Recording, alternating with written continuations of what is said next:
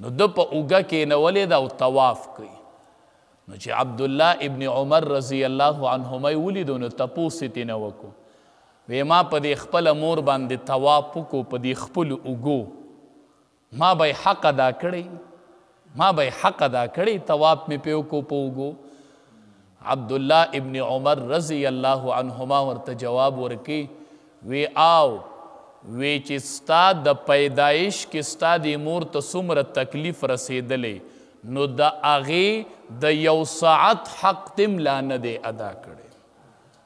نور خو پرېږده هغه 2.5 کاله د پیو موده خو پرېږده، د حمل هغه موده خو پرېږده، خو د پیدایش په هغې تکلیفونو کې تا د یو تکلیف حق هم لا نه دی ادا کړی چې مور یې په اوږه وګرځول او د کعبې طواف یې پې وی نه دی ادا شوی حق.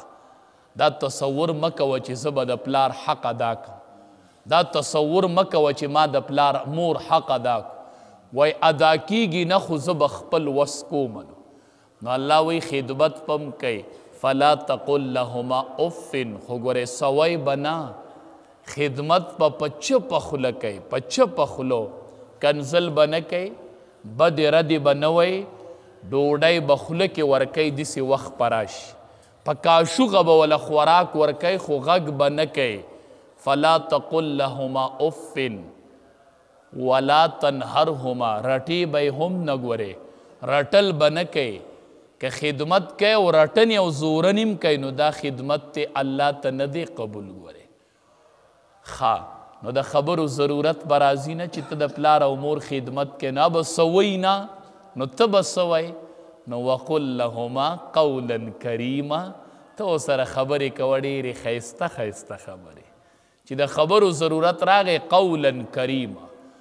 سعید ابن مسیب رحمت الله علیه نه تپوس شو، وی حضرت د دې قولا کریما څه معنی ده؟ الله وی خبرې کوئ قولا کریما، وینا کریمه وینا کوئ. وی یره د دې څه مطلب دی؟ سعید ابن مسیب رحمت الله علیه ورته جواب ورکو، وی د دې مطلب دا دی لکه چې یو غلامی نوکری او د هغه مالکی او هغه مالک ډیر سخت مزاجی لکه ډیر زوروري، نو دا نوکر چې د خپل زورور مالک مخې ته څنګه خبرې کوي نو داسې خبرې به د مور او پلار سره کوي. چې نوکر او د هغه مالک زوروري، تاسو لیدي دا نوکر څنګه په عجزۍ ولاړي داسې رپیږي او خبرې کوي، وی داسې خبرې به د خپل مور او پلار سره کوي.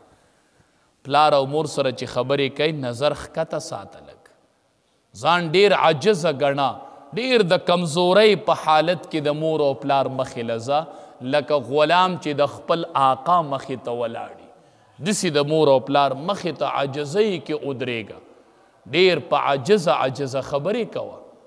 نو نن معامله الټه ده، نن چې مور خبره کوي بچي ته نو داسې عجزه ولاړی لکه غلام چې خپل آقا ته خبره کوي. نن چې پلار بچی ته خبره کوي نو داسې په عجزۍ کوي لکه غلام چې خپل مالک ته خبرې کوي. هغه پلار یریږي، وایي که خبره لږه سختوم نو دی سخت جواب راکوي نو بې عزتي مې کېږي. نن معامله الټه ده.